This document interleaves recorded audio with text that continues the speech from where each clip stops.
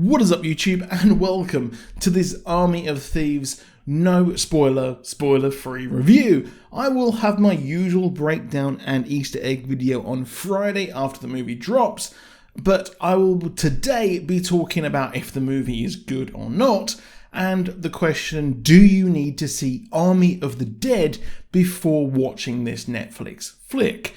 If you're new, then please do consider dropping a like down below and subscribing with notifications on if you want more from us. We try to upload daily.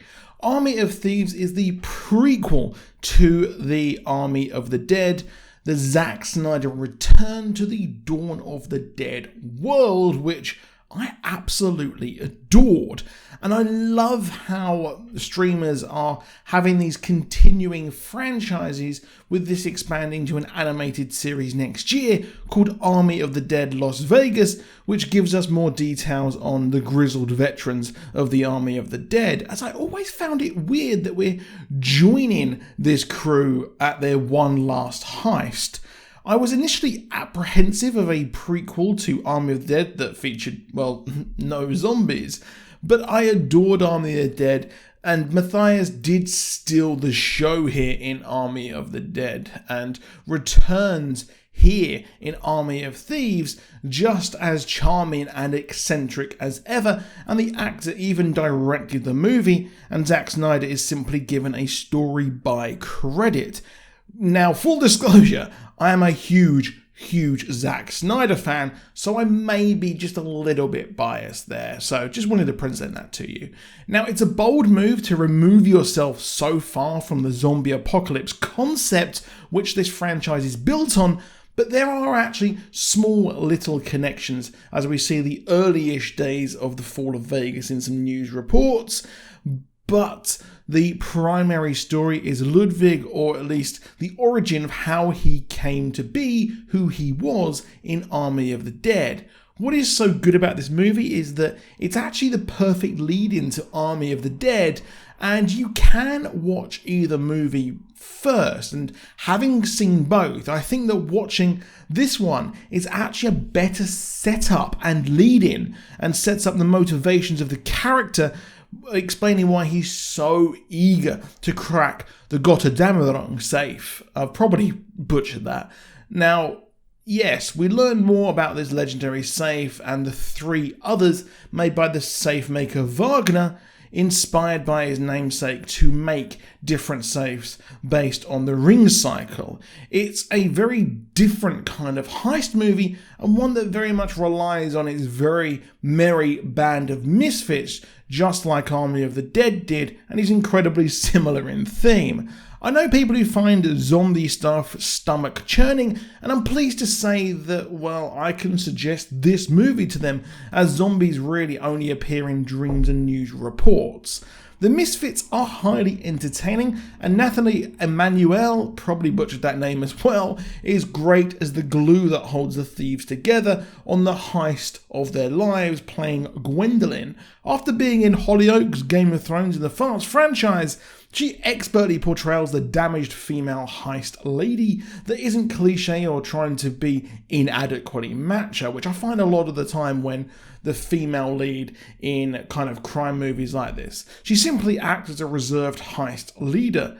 Well, yes, it's a very, very good role. The other characters like Karina, well, they're a joy to watch. She's a hacker, and Guz Khan appears as Rolf, which I really liked, as I'm a huge fan of Man Like Mobeen, which I'm not sure if it's on the rest of the world's Netflix, but it's on the UK's. There's not a VPN kind of advert coming, don't worry. And we also have the walking toxic masculinity Alexis, or Brad Cage, who has been raised on many different action movies, but there's basically homages to every other heist movie. Now, the only downside here is that we have a stereotypical kind of forced love triangle, which I didn't hate, I simply tolerated it, but the rest of the movie was a lot of fun, especially Ludwig providing most of the entertainment and making the movie a true joy to watch from start to finish. Admittedly, the actual motivation for the heist was a bit tenuous, as they could rob any bank, but they are going after Wagner's safes, which was pretty good, and we get a cat and mouse game with the authorities as well, which what heist movie would be without that? If I had any criticisms, it would be that the plot was just a bit paper thin, in that the movie also goes at real breakneck speed, and we hardly get to breathe or let the cast have progression beyond being kooky or odd, with funny one-liners and eccentric moments. But I do like that in this franchise that everyone is just weird or crazy, and it reminded me of a video game where each character is just over the top and crazy, but just enough so. Now, the world of the dead is expanding, which I really liked, and this does seem like a masterclass in linking together this expanded universe I never expected to get at all. And, well, it's weird as it's similar to Army of the Dead, where we do wonder where we can go next or what's going to happen, because we know exactly what happens to the lead character.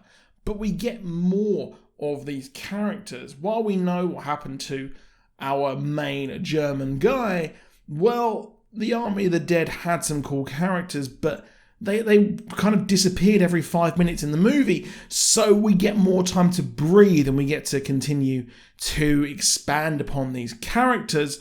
And if this franchise is about expanding each one of those roster of Army of the Dead, then I'm very excited.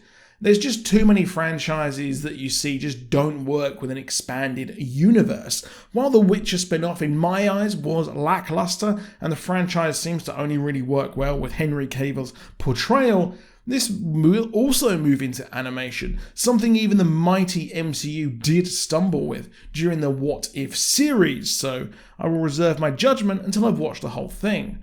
However, Army of Thieves is a crafted expertly. It is, and well, understands what made its predecessor work so well, and that is dialing in on the character. The origins of names and even connections to the other movie are lightly dusted throughout and is not too heavy.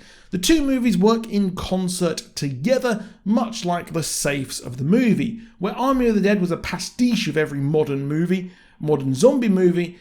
Well, here this is actually a love letter to the Italian Job, Heat, Ocean's 11, and even Point Break at times, which is why it works. It takes the best bits of the heist movies and mashes them together. We get the elegant charm of the Italian Job original with an Ocean's 11 style ensemble cast, except there's not 11 of them.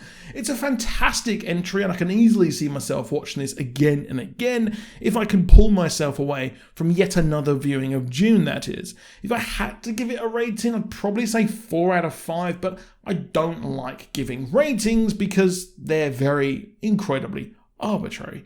But let me know what you thought of the movie when it's out this Friday on Netflix, and I will be doing a full breakdown of it as well. And, well, stay safe. I'll see you soon, and goodbye.